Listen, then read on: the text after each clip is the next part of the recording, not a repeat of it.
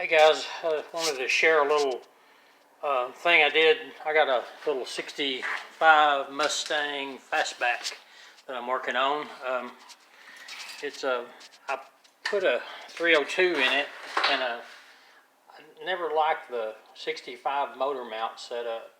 So what I did was I took it and bought an aftermarket cross member you can buy on eBay or anywhere.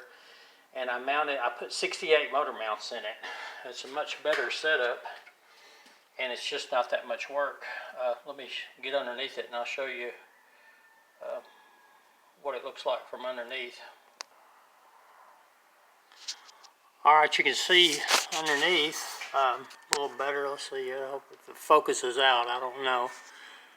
Here, but I just used angle iron and some pipe, and caught my measurements and got it down, and oh, my camera's blurry, I'm sorry, and welded it to the cross member, and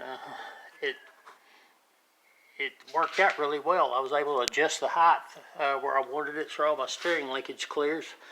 The car itself, I put a 5-speed in it, 5-speed transmission. That's pretty cool. I used a little adapter plate there. It runs right up through the same hole as the other. That's pretty cool too. But the 68 motor mounts work a lot better. And I have a 64 Falcon Sprint, and I've done the same thing to it, and it worked out a ton better than the 3-piece setup that came with them. And it's just really easy to do.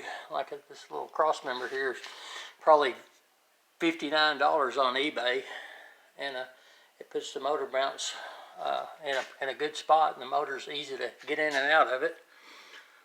But anyway, just wanted to let you know what I've done, and maybe you can find it helpful. Maybe you'll hate it, I don't know, but thanks for looking.